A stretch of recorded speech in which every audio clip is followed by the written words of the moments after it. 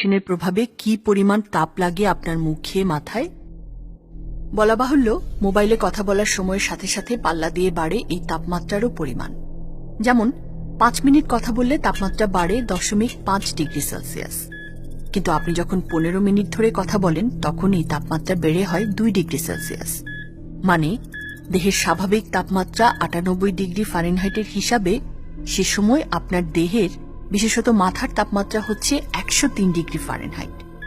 শিশু দেহে খিঁচুনি ঘটানোর জন্য যা যথেষ্ট। এমনকি মোবাইলে কথা বলতে বলতে কানে আগুন লাগা বা হাত পুড়ে যাওয়ার মতো দুর্ঘটনার খবরগুলো এজন্যই শোনা যায়।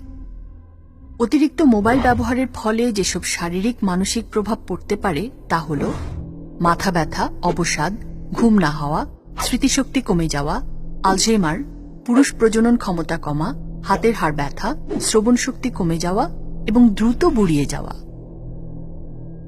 ক্যান্সার এবং মোবাইল ফোনের মধ্যে কোনো সম্পর্ক আছে কিনা তা নিয়ে যারা গবেষণা করেছেন তাদের প্রায় সবাই একমত যে সম্পর্ক আছে। আমেরিকান ক্যান্সার সোসাইটির ওয়েবসাইটে বলা হচ্ছে, মোবাইল ফোন ব্রেন টিউমার বা মাথা ও গলার টিউমারের ঝুঁকি অনেকটা বাড়িয়ে দিতে পারে। গবেষকরা বলেন, আপনার দেহের যে অংশগুলো মোবাইল ফোনের বেশি কাছাকাছি থাকে সে অংশগুলোর ঝুঁকিও বেশি। যেমন পুরুষরা সাধারণত মোবাইল রাখে তাদের প্যান্টের সামনের বা পেছনের পকেটে।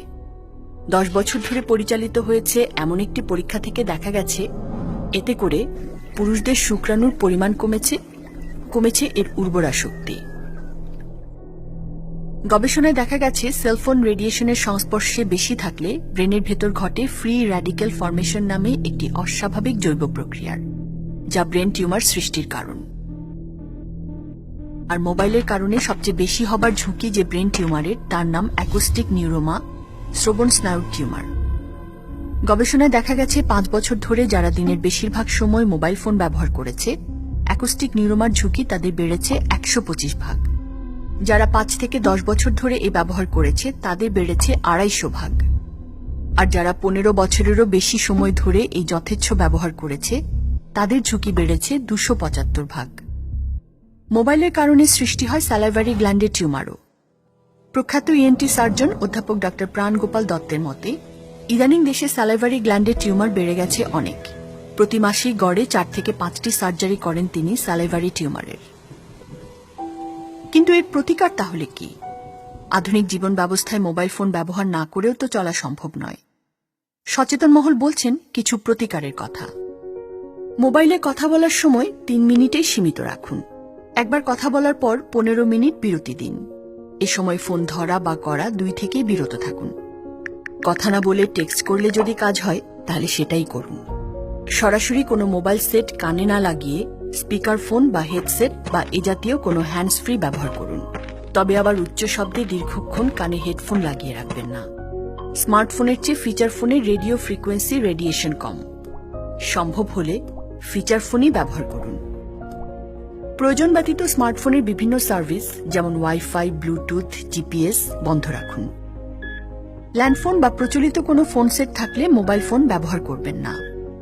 ডাক্তার, নার্স সহ চিকিৎসা সেবা দানের সাথে সংশ্লিষ্টদেরও এ বিষয়ে সচেতনতা বাঞ্ছনীয়।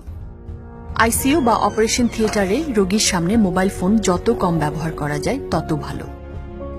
অনবস্থায় মোবাইল ফোন দেহ থেকে দূরে রাখার চেষ্টা করুন। ঘুমের সময় মাথার কাছে না রেখে 5-6 ফুট দূরে রাখুন। তবে সবচেয়ে ভালো অভ্যাস হল রাত 11টায় ফোন বন্ধ করে ঘুমোতে যাওয়া। সবশেষে শিশুকে মোবাইল ব্যবহার থেকে বিরত রাখুন। বিষ ভর্তি বোতল বা শিশিকে যেমন আমরা শিশুর নাগালের বাইরে রাখি, তেমনি আপনার মোবাইল ফোনও যেন আপনার শিশু ব্যবহারের সুযোগ না পায় সেটি নিশ্চিত করুন। আপনার ও আপনার পরিবারের জীবনে মোবাইল ফোনের ব্যবহারকে নিয়ন্ত্রণ করুন। নইলে যে পরিণামগুলোর কথা এতক্ষণ শুনলেন তা আপনার জীবনকেও বিপর্যস্ত করতে পারে।